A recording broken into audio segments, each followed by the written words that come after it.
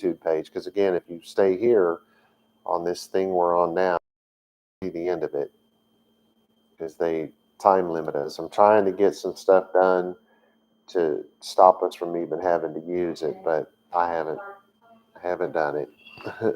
Well, I haven't. Well,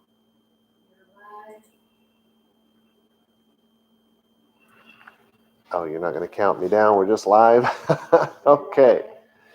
What? Okay. Well, we begin this week with Vayikra, chapter 14, verse 6. That's Leviticus 14:6 for the uninitiated. It says, Et ha-zipor ha-chaya yikach ota ve'et etz ha'eretz. No, it's not. Ha'erez ve'et sheni ha-tolat. Ha-tolaat. I am trying to say the wrong words today. I do not know why. Ve'et ha'ezov ve'taval otam ve'et ha-zipor ha-chaya bedam ha-zipor ha-shechuta al ha-mayim ha-chayim. All right. So we have some important words here. I'm not sure if we've talked about these words later, but previously, but I'm going to talk about them today. Our first important word here is ha-chaya. You hear chaya, right? The living. It's that which is alive. Also of those things which are flourishing and prosperous. They call, that's living.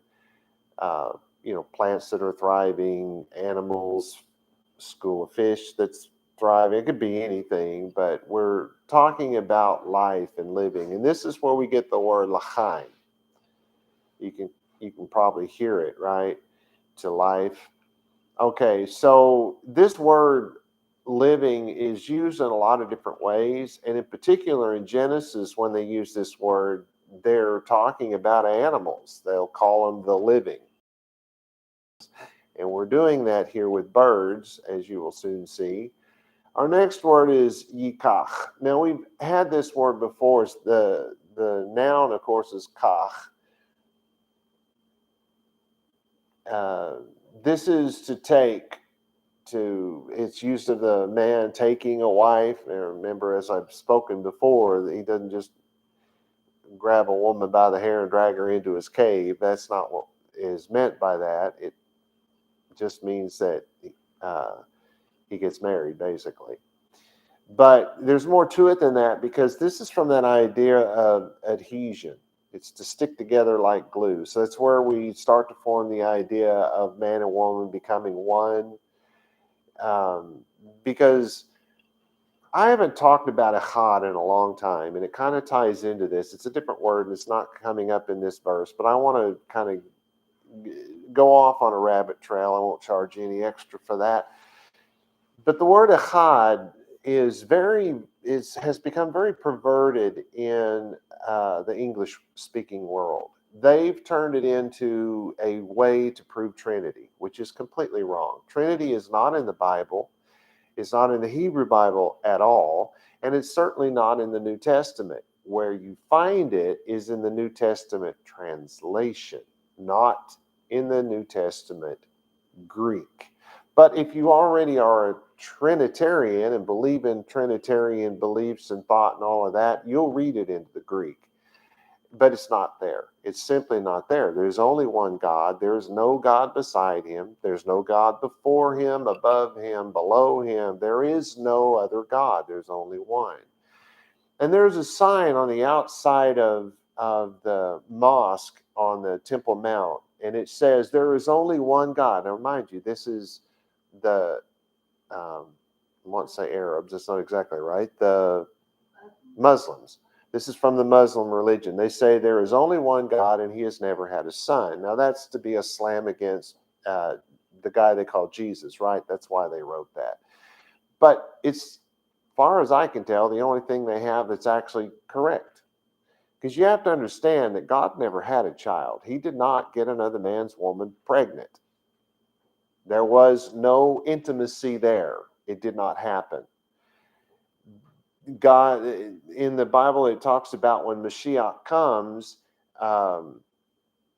we know that he'll be a man. And how did that happen? Nobody could really tell for sure, right? Because it didn't give any great details. But it said there would be a son that would be born to us, right?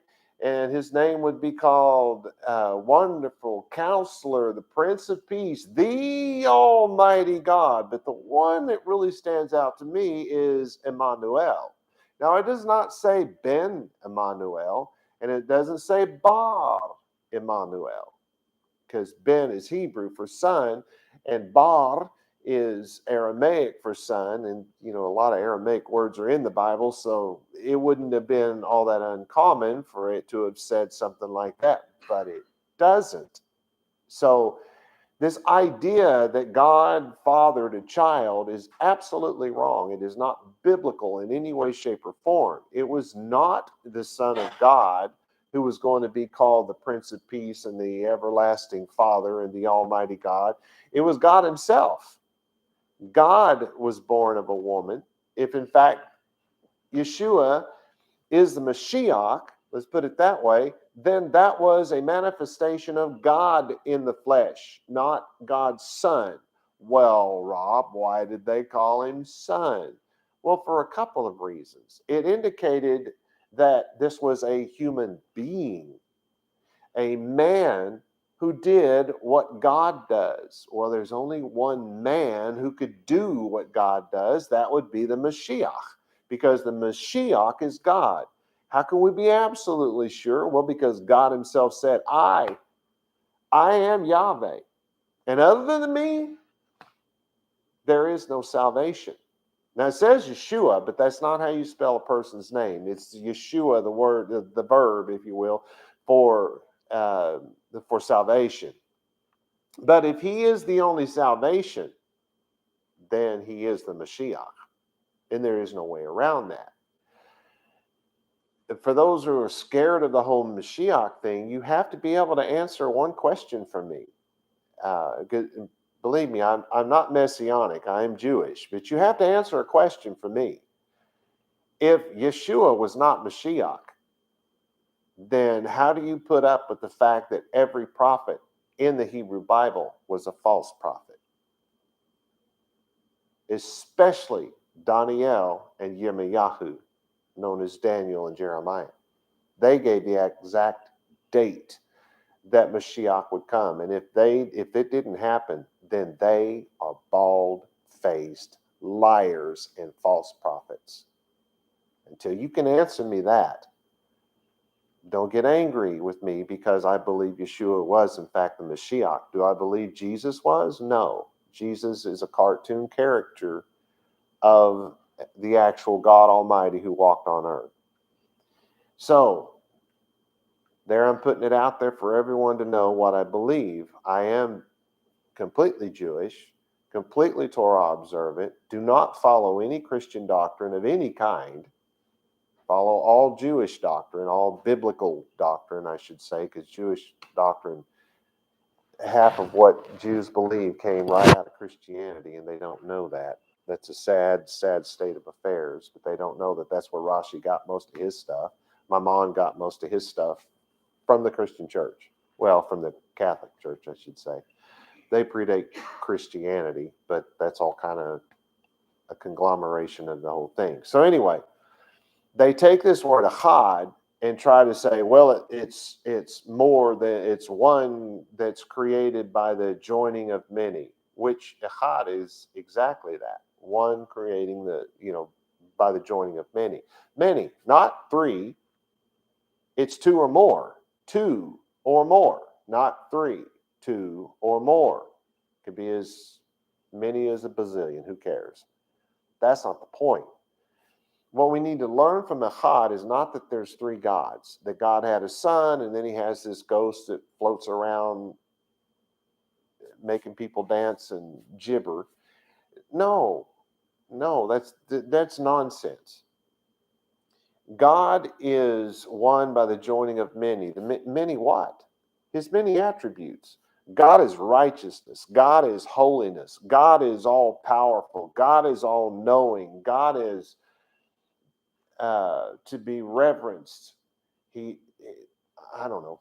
You get the point, though, right? You get that God is made up of all of these different things, make God the powerful God that He is. He's the creator, the only creator of heavens and the earth. No one else helped Him with that. No one. And when science gets to the point where they think they can create a human being, well, get your own dirt, Mr. Scientist. Get your own clay. That's all I have to say about it. That's God stuff. No, when you can make your own clay and you can start from there, go right for it. A lot of scientists try to say that science can actually do that. No, they can't. No, they're nowhere even close, and probably never will be. But anyway, echad is that joining of many together, and they become one. Why do I bring that up when I'm talking about well, the root word kach, la kach, in this case, ye kach, because that's how a couple becomes one. That's how a couple becomes echad. They stick together like glue. See, this is the thing about echad that I hope you all know by this point. For a couple to become one, biblically speaking, her wants, her needs, and her desires absolutely must become his wants, his needs, and his desires.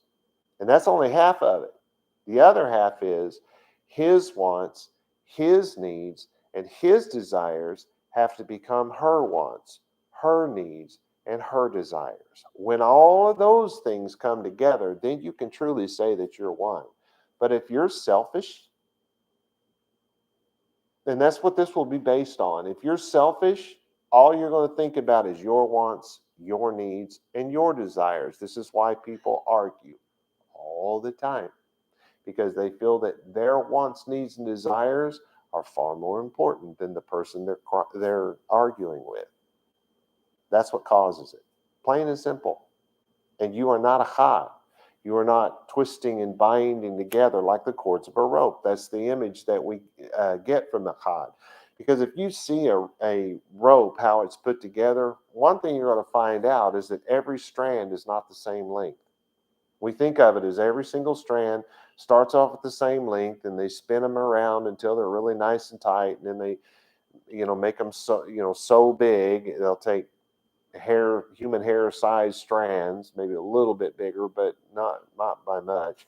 It takes, say, 10 of those and spin those together. And then they'll take 10 of those and spin those together and do that several times. And then they take all those and put them together. And then you got this really strong rope. But the truth is, that's not how it works. The truth is, all of those strands are going to be different lengths, different widths, and they're all going to be spun together into this one strong rope. And that's a very good image of marriage and of human life and human thought and human being, because some things are more important than others. Some things are small, some things are big, some things are long, some things are short. All of those things tying together make you one. And echad is almost, echad, that's the word. Kach, this word that we're on right now, this word is basically the same image. It's that binding together. But it's also just simply used okay, here's a product. I took it off the shelf. I brought it to the place, gave them the money, put it in the bag, walked out of the store. It's everything from that all the way up to what I've just spoken about. And I hope that gives you guys something to think about. Anywho, our next word, let's make sure I didn't miss one here. Okay, I had to back up, is ha'erez. I tried to make that land a while ago. This is the word for cedar. So we're going to use pieces of cedar. You're not going to be dipping a giant cedar tree in a little bowl of blood and water, right? So you know that this is shavings from the cedar tree. I hope you know. Our next word is ve'taval, this is the word dip. And it's going to tell us here in a minute to be dipping. Well, actually, we kind of already did because we read the Hebrew, but we'll get to the English. But this is, you're going to dip it in this blood. This is to immerse something. It doesn't have to be all the way under, like immersing a body for baptism or something like that. It's not like that. This is just dipping a finger, dipping this stuff, in this case, the hyssop and other things that will show up. Where it says bedam, in blood. It's going to, of course, be the blood of this zipor, this bird, which is very important because that word shows up, 3 times in this one sentence? And you remember what happens when that word shows up many times. It's like putting an exclamation point at an end of a sentence. That's how they did that back in the day. So this is a very important thing for us to understand. Then our next word to understand here is ha-shechuta, the slaughtered. Because remember, you're getting 2 birds and you've only slaughtered one. So it's very important that we know we're dipping it in the blood of the slaughtered bird. We're not slaughtering another one to dip it in that blood. Don't get them mixed up.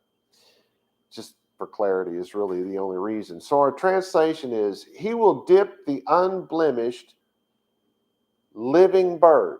Now, do you remember this from last week? What an unblemished living bird is? It's not some unclean bird. It's not a what did I say last week? Vulture. You're not going to go and sacrifice a vulture to God. I hope you know better than that, right? Because for one thing, there's no such thing as a clean, unclean bird, right? So when it says living bird, it doesn't mean a bird that is alive, or a bird. It can be any bird, as Rashi tried to sell us on. No, this means that it's kosher.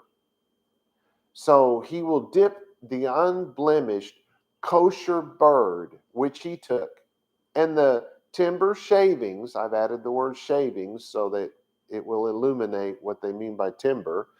The timber shavings of cedar, and the scarlet worm. And I probably should have spoken about this last week. But let's talk about this real quick before I finish up. There are some translations that try to make scarlet one word and try to make the word worm scarlet. No, it's not 2 words for scarlet. Why the confusion? Well, because this particular worm that's being used, when you cut it open, it's scarlet. It's like I don't know if it's blood or some kind of goo or whatever, but when you open it up, it's scarlet, and that's where they get that scarlet color. That's not the only place you can get the scarlet color. So in this case, it's being very specific what scarlet color you should be using. It's the scarlet from the scarlet worm, if you will. So it's one thing. It's a scarlet worm. It's not scarlet or something like that. All right, so we have the timber shavings of cedar. The shavings of cedar would suffice here in English, and the scarlet worm and the hyssop. I think that Don and I talked about this week. The best I can come up with is hyssop is part of the reed plant. It's the only thing they would have had available to them in this particular area when all this was given in the first place. So probably what we're talking about is maybe the leaves off of them, or just the part that kind of sheds off of them, or whatever. That's the hyssop. I think. I still don't know for sure. Why? Because there's not a lot of information given. Even in the Jacinius, it doesn't give me the information I'm looking for. So it's exactly what hyssop is, I don't know, but I do think it's from the reed. All right, it goes on and says, so you take the timber shavings, the cedar shavings, the scarlet worm, and the hyssop, and you dip it in the blood of the unblemished kosher bird, which was slaughtered. So you're not, of course, going to dip it in the blood of a bird that's not slaughtered. It says, which was slaughtered, it says, literally it says, upon the waters the living. So you have to know that's an idiom. What does that mean? In the waters You could say from a spring, but that's not, which is what I wrote, but it's not really true because it could be from a river. It would, depending on where you were, it'd be more likely that you got it from a river if you live next to a river, or out of a spring if you live next to a spring. It's moving water. So living upon the waters, the living means you're using uh, water that's moving. That's what moving water is called, living water. So and the other thing is it says upon. Remember we talked about that a couple weeks ago, how that the word all also means all kinds of other things. And we don't mean on the water here. We mean in the water or with the water. It can be either one of those. But all is used that way quite often in the Bible. It's not always upon or above. Okay, I hope you understand that. Now, I put me a little note in here. It says, logs for the fire would be too big to dip in the blood. I think I may have already said something about that, but that's why I changed it to shavings. You have to understand what you're looking at here. You're not sticking a log of wood inside a little bitty cup with a little bit of blood that came from a teeny tiny bird, right? Rashi rightly wrote that the bird, the cedar, scarlet worm, and hyssop had to be dipped. Even Ezra did not believe the bird had to be dipped, but the text clearly says otherwise. I don't remember saying that. Oh, yeah. Well, no, wait a minute. He will dip he will dip the unblemished bird. So it clearly, even Ezra's wrong here. Darn, he's my favorite too. All right. Verse 7, it says, Vehiza al hamitaher min ha-zara'at. Oh, here's our word again. We haven't seen this in a while. Sheva pe'amim vetiha'o. Trying to say the wrong word again. Vetiharo veshilach et hazipor ha-chaya al penei ha-sadeh. It could be sabe, depends on who you're listening to at any given time. So one important word here is hami taher, that is purified. And this is purification. It's from the idea to shine, to be bright. And from that, you get this idea of polishing things and all of that kind of stuff. But it's not necessarily that. It's not necessarily not that, but it's not necessarily that. Because let's say you just take your water hose and spray down your car and maybe wipe it down with a little soap and water and then spray it off. Doesn't it look shiny? Well, most cars do. And that's without putting wax on it, right? That's without polishing it. So it's the idea of the bright and the shine is really more about cleaning, to be clean. If you fall in a puddle of mud and you wash your body, you can say you're shiny clean, you're bright and clean. I mean, you could say stuff like that if you wanted to, I suppose. But just don't get that mixed up. It doesn't have terribly a lot to do with polishing, even though polishing is part of it. Then we have hazara'at. Now, this is that word, if you recall, that they translated as leprosy, right? And honestly, there is no connection between the disease leprosy and this thing that we've been talking about through these two chapters. It has nothing to do with that. This word means contagious. Contagious. It is a contagious skin disease or skin ailment. I don't know if you can call it a disease. I'm not an immunologist, so whatever. But whatever word is proper there, it's an issue with the skin where you get the red and the white and the looks deep in the skin and doesn't look deep in the skin. All that we've been talking about. Zara'at should be translated as contagious or contagion. Either one. Then we have pa'amim, which is times.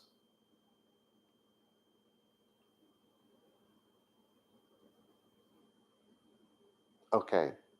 This one's an oddball because they give this meaning as an anvil, to tread the tread of the foot, hence a step, a footstep. Often it says again or now. What are we talking? How'd you get times out of that? It's like saying multiple times, right? Because it's from the idea of what do you do with an anvil? You put your little doodad on there and you take your little Thor hammer and you bang, bang, bang, bang, bang. Times, time after time after time. It's the number, it's from the idea of banging on something multiple times. And where do you get the treading of the foot and the stepping? Is stepping, step, step, step, step, step, step, step. So it's where we get the idea of times of it's happening so many times or multiple hundreds of times or whatever, but hopefully you're getting what I'm talking about. Hopefully you're picking up what I'm putting down. All right, so our next word is vetiharo, and clean he. And this is from that same word, to shine, to be right. So it's saying that the purification process is taking place, something's happening here. It'll be clear in the translation that this person either is clean or is in the process of becoming clean. We'll figure that out. It's the purification is the same thing. If you're going through any kind of a purification process, there is a cleansing going on. So it can be the purification of your mind. Your mind can be cleansed, right? Rich Maniscalco likes to say he needs his brain washed. Yeah, purification of the mind, right? It's a joke, but it's a funny one. All right, so shilach. You hear shalach there? And this is and sent away. It is in past tense. To send away. It's used of what they call today in the Christian world apostles. They're the sent ones, the shalachim, right? So, because that's in plural. But shalach is to be sent by someone, to be sent to someone, that kind of thing. You know what that means, right? Somebody sent somebody somewhere to do something. All right. Then we have panay. Remember, that's faces. It's in plural. It's why do we talk about the face as being in plural? Some of you will remember this. If you are alive, then you don't have just one face. You have a happy face, a sad face, an angry face, a surprised face, and on it goes. And then, if you don't have any of those, let's say you've had some kind of horrible stroke and your face doesn't really move, you don't have any of those expressions, right? Well, your face is still moving because you're breathing. That's part of the idea, is that as long as you're breathing, there is movement on this face. And that's why it's said in plural. Same way of water. There's not just one water.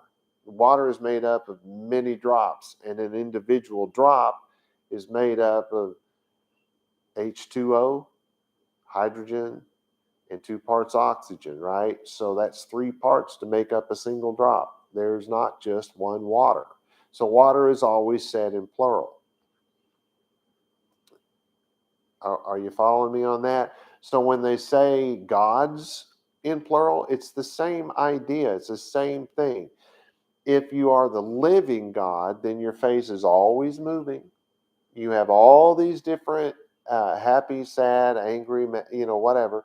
You have all of those things in your breathing, if you will. I mean, God must breathe. He breathed out the breath of life into mankind, so obviously he breathes.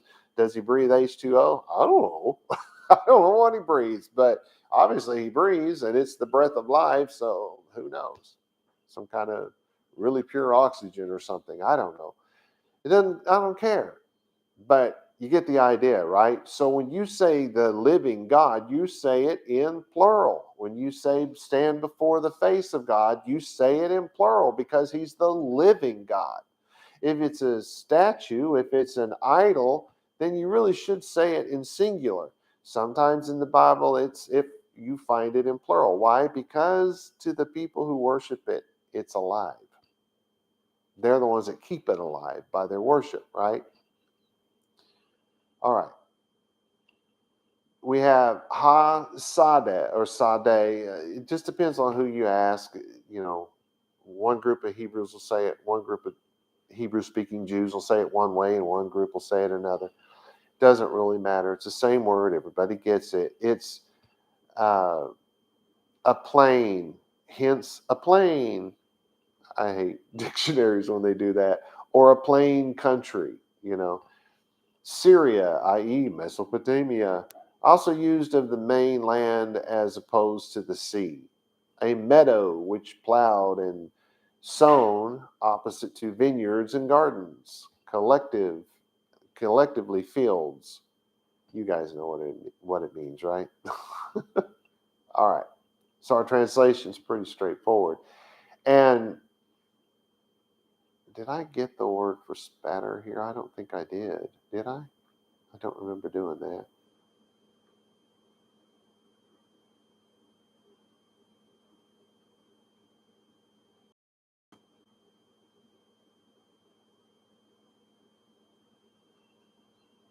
Yeah, I skipped that one. I shouldn't have done that. Our first word was spatter. It's what you're going to do here, or it should have been spatter anyway. But the translation, you know what that is. Like you dip a paintbrush, saying paint, and then you sling it. That's what's going to happen here. Agglomeration of the shavings from the cedar and the shavings from the reed. And what was the other thing? Oh, the scarlet worm and the bird itself. You're going to spatter the blood on the person who was purified. I had to put that in square brackets, so I guess I'll show it to you here. We'll go ahead and show it.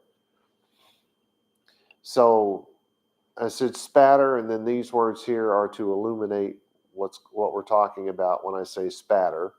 So we're going to spatter the blood on the person who was, see how those are squiggly so that you know those words are not in the text, but it helps you understand what we're talking about in English. So spatter the blood on the person who was purified of the contagious, the zara'at condition, to help you understand what we're talking about, 7 times, and he will be clean. You don't need to say will be in Hebrew. It's just not necessary. And he clean. That's how we say it in Hebrew. Or then it goes on, and he will send a word over the field.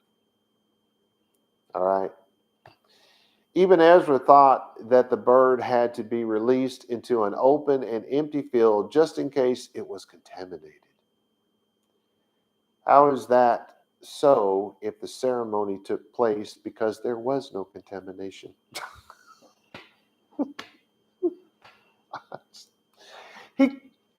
Okay, let's say you think the guy is not contaminated any longer, and so you have the big ceremony, and then it turns out he gets it again.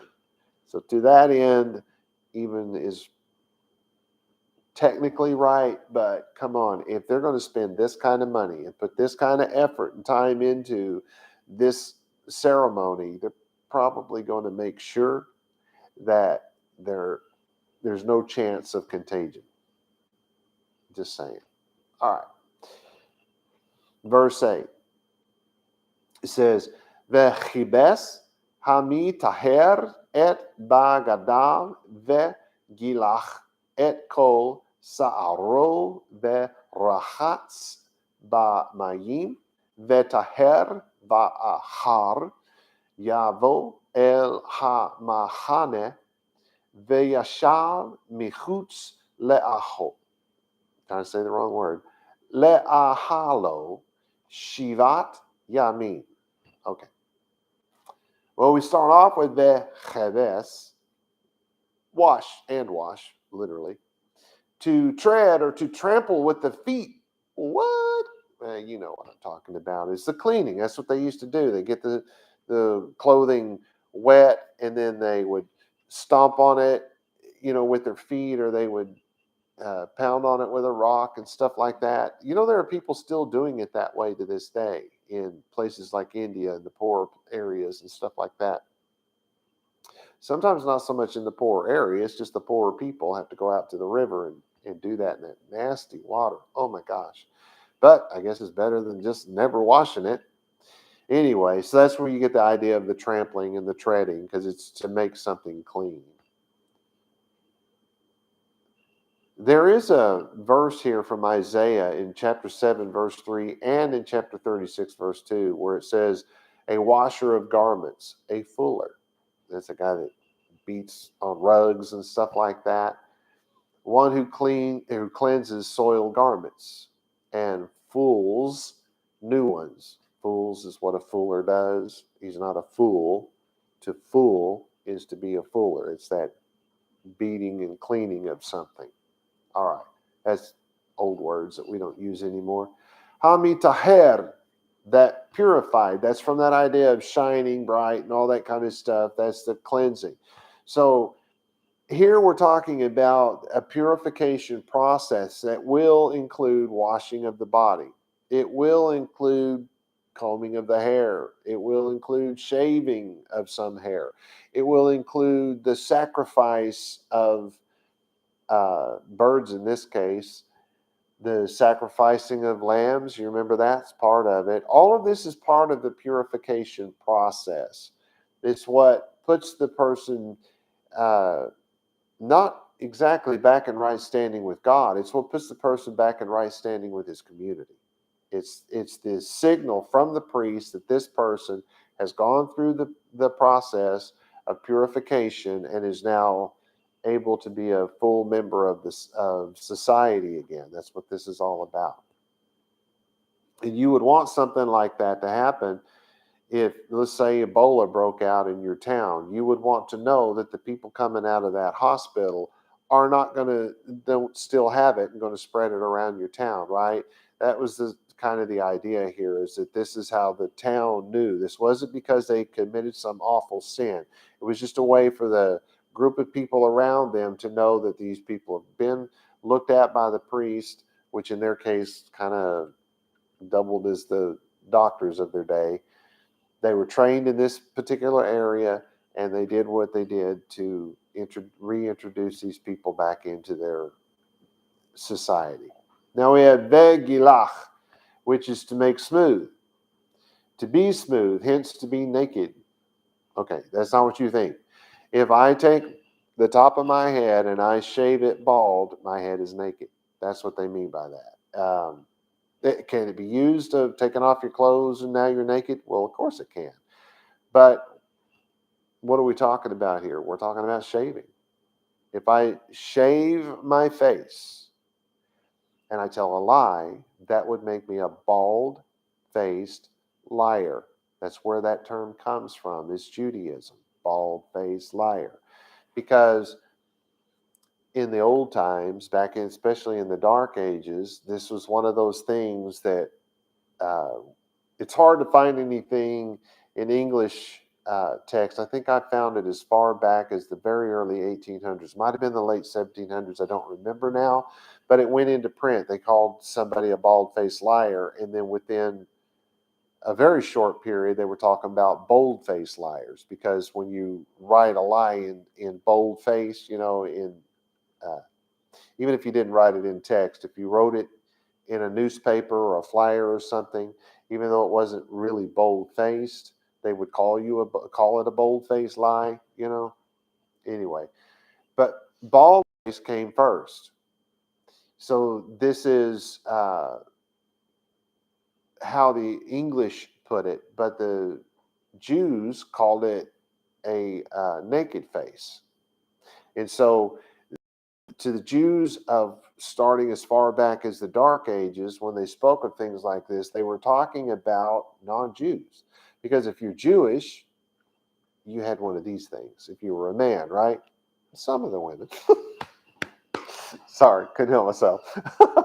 But no, if you're a man, you weren't supposed to shave your face, so you grew your beard, which meant that you lived by Torah. And if you lived by Torah, you were supposed to tell the truth. So the people who had the truth and spoke the truth were the people with the beard. People who did not follow the Torah, were the naked face. And the naked face were not considered to have the truth. So they were naked face liars, eventually be called bald face liars. Get it? That's where all that came from. Anyway, so that's what we're talking about, is shaving here.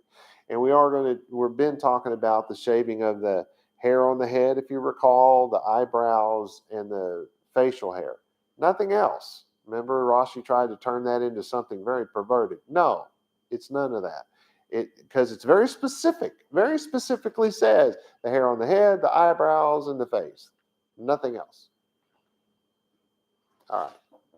The idea behind the word is baldness, to be bald or smooth. It is not about the body is made smooth. Wait, not about how the body is made smooth.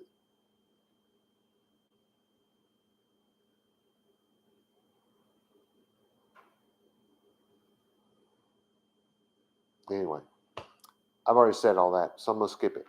Our next word is se'aro. That's se'er, that's hair. In this case, it's hair he or his hair is how we would say it. So it's hair. This is hair. This is hair. This is hair. This is hair. Right? Then it says verachat. This is another word that means to wash a human body.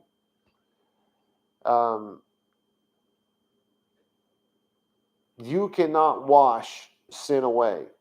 Baptism does not wash sin away. That is a terrible, terrible Christian doctrine that found its way into Judaism. You do not wash sins away. You wash the dirt away. The sin to be washed away is a heart matter. It's not a physical matter. So washing of the baptism, if you will, that's just supposed to be the outward sign of what's going on inward. You don't actually wash sin away. Think about it. Moshe, to this day, is still a murderer.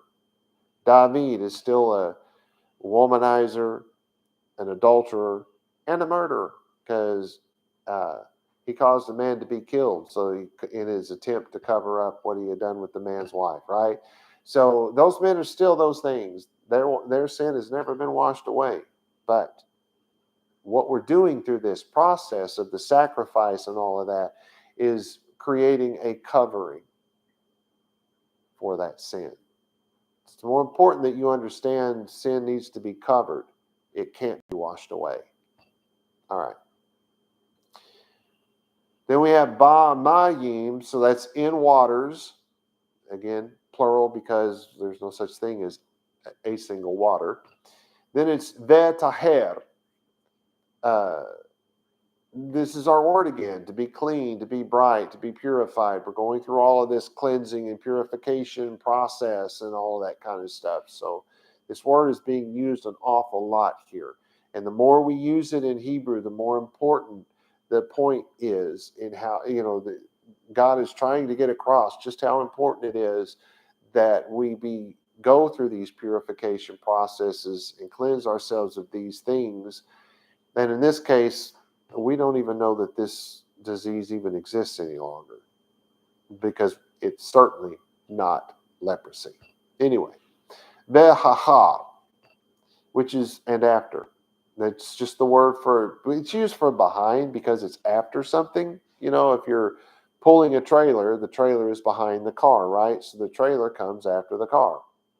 Just saying. So it's used for those two words. That's the meaning behind it. And we have Yavo, which is literally he come. We might say he came, but it's to come, to enter. But to come is to go. To enter is to exit, because if you enter a building, you've exited the outside, right? This word is used in all those ways. It's like, think of it as aloha. That means hello and goodbye, right? So we have a way of understanding that these words means something different, but we think of aloha as hello and goodbye as two separate things, but I doubt seriously that's how it's actually meant to be used, because this is a good example. There are languages today that still use words in this same way. To say hello is also to say goodbye. You're saying goodbye to what to what you were doing, and hello to what, this person, now your attention is on them. They're saying goodbye to the journey that they've just traveled, and hello to the person that they've just traveled to, right? It's actually both. It's not one or the other. Just saying, just throwing that out there. It always means both. We need to learn how to wrap our minds around that. Then we have ha-mahane.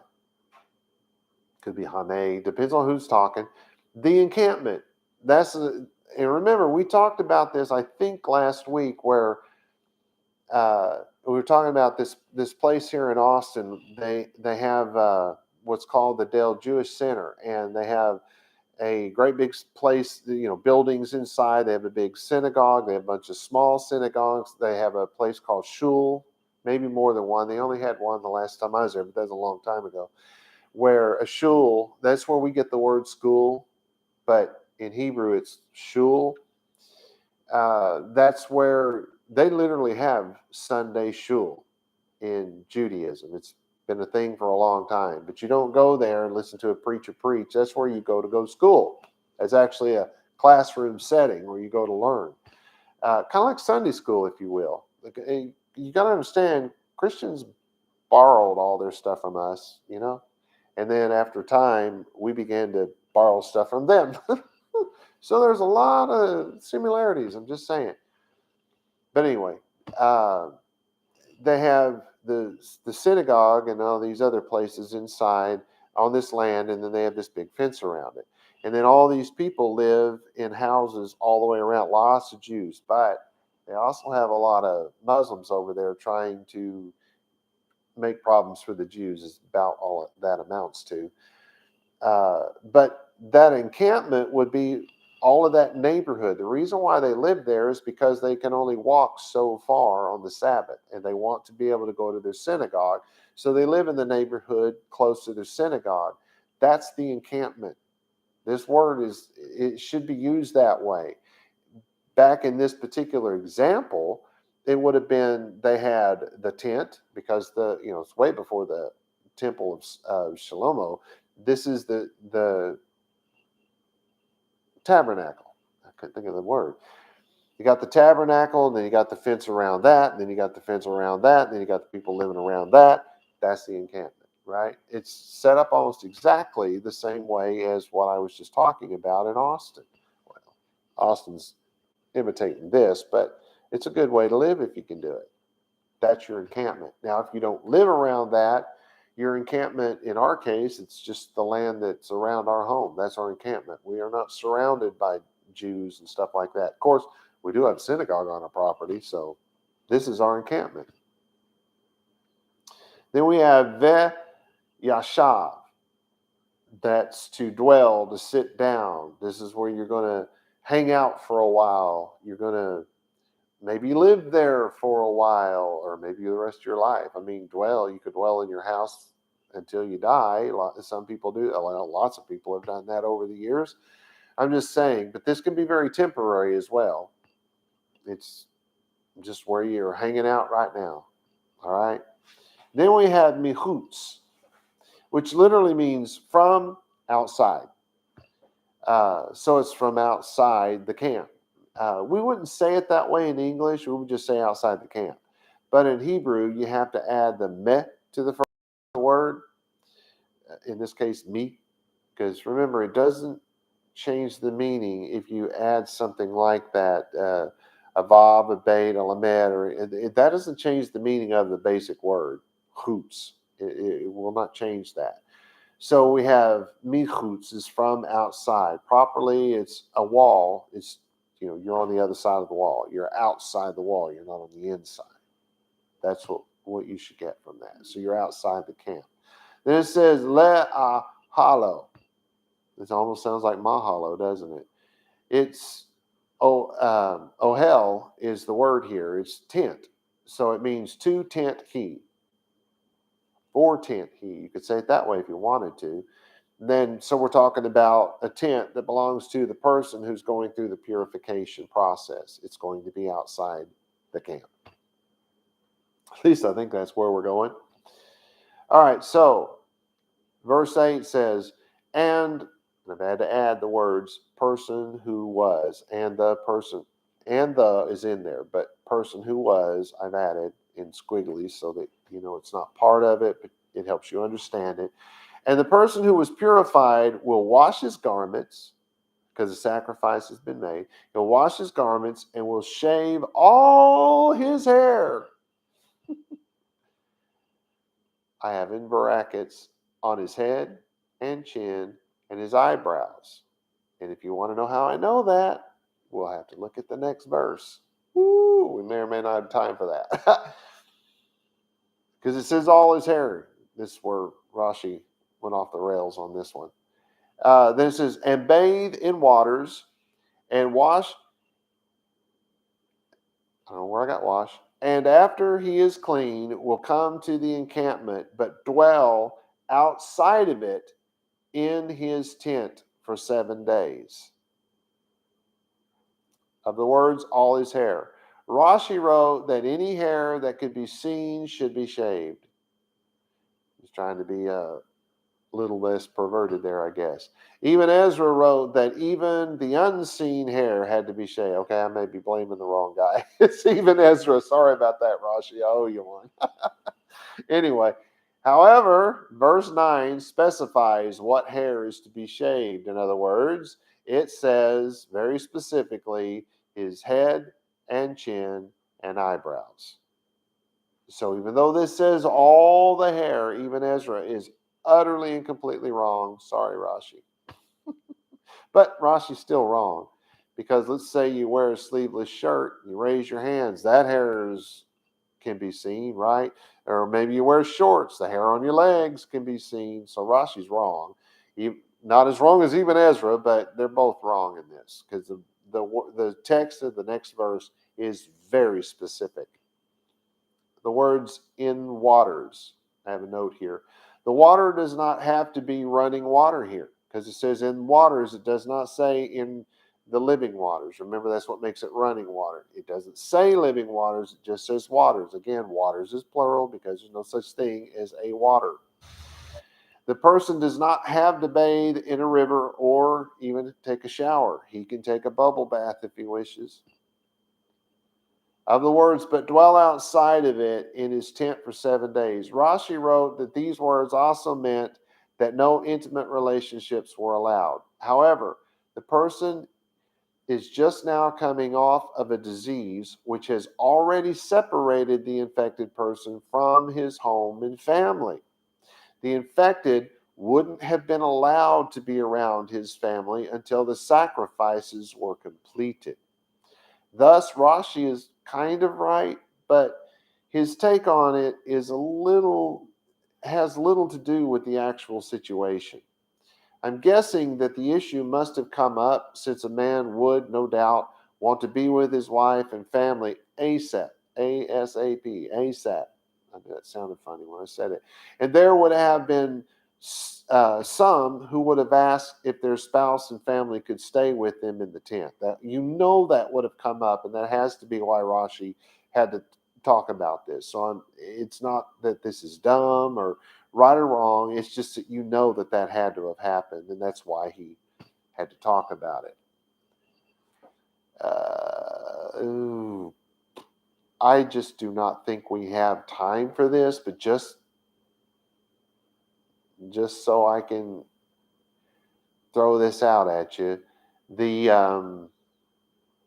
it uses the word galach. We'll go over this whole thing next week, but that's the shaving, the making smooth.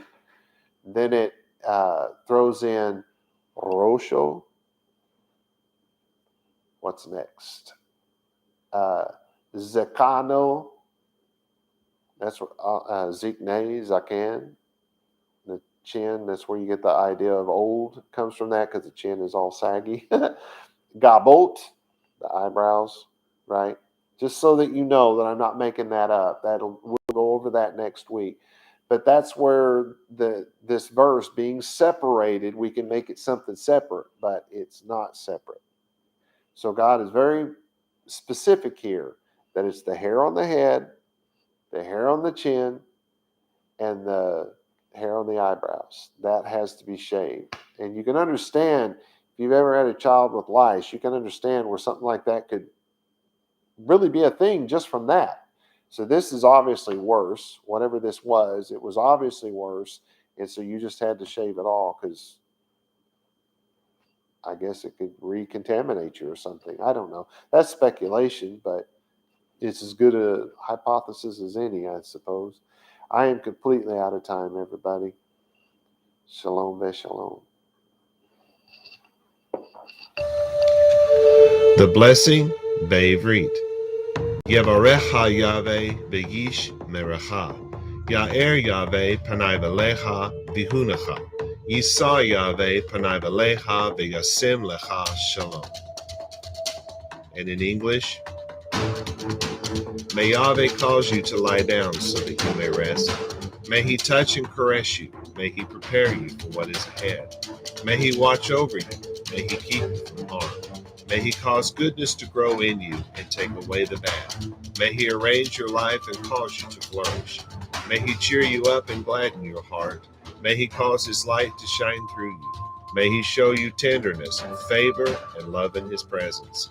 May he show you kindness and be delicate towards you. May he show you his generosity, mercy, compassion, and desire for you as it comes forth from the depths of his soul. May he lift you out of your pit and deliver you from the things that hold you prisoner. May he draw you to his chest and cast his eyes on yours. May he show you his love and desire for you as he cradles you in his arms. May he bear your punishment and pardon you of your sin.